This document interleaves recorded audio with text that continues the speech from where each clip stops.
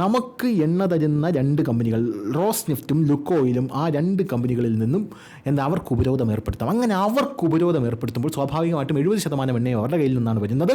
അവരെന്ത് ചെയ്യും? എണ്ണ ഇങ്ങോട്ട് തരാറാകുമ്പോൾ ഇന്ത്യ അവിടെ നിന്നുള്ള എണ്ണ ഇറക്കുമതി ഇന്ത്യക്ക് കുറയും.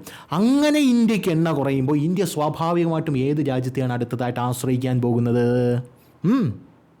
പോരട്ടെ, അതാണ് നൈജീരിയ.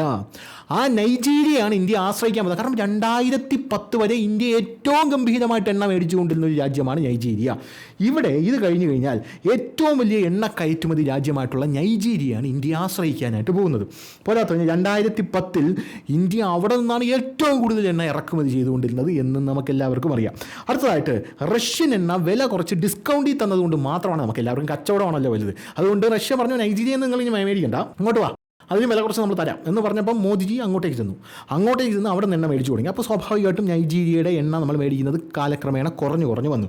അങ്ങനെ കുറഞ്ഞു വന്നപ്പോൾ ഇപ്പോൾ റഷ്യൻ വഴികൾ അടഞ്ഞു തുടങ്ങിയാൽ ഇന്ത്യക്ക് നൈജീരിയയെ വീണ്ടും തിരിച്ചുപോയി ആശ്രയിക്കേണ്ടതായിട്ടുള്ളൊരു സാഹചര്യം ഉണ്ടാകും. അങ്ങനെ ഒരു സ്വാഭാവിക അടുപ്പം നൈജീരിയയുമായി ഇന്ത്യക്ക് ഉള്ളത് കൊണ്ടും നൈജീരിയയിൽ ഇന്ത്യ തിരിച്ചെത്തുന്നതിന് മുമ്പ് ട്രംപ് എന്ത് ചെയ്തു? ഈ നൈജീരിയയുടെ എനർജി ഇൻഫ്രാസ്ട്രക്ചറുകൾ മുഴുവൻ അവിടെ പട്ടാളത്ത് ഇറക്കി നിയന്ത്രിക്കാൻ അല്ലെങ്കിൽ പിടിച്ചെടുക്കാനുള്ള നീക്കം നടത്തുകയാണ്. ഇതാണ് ആ നീക്കം.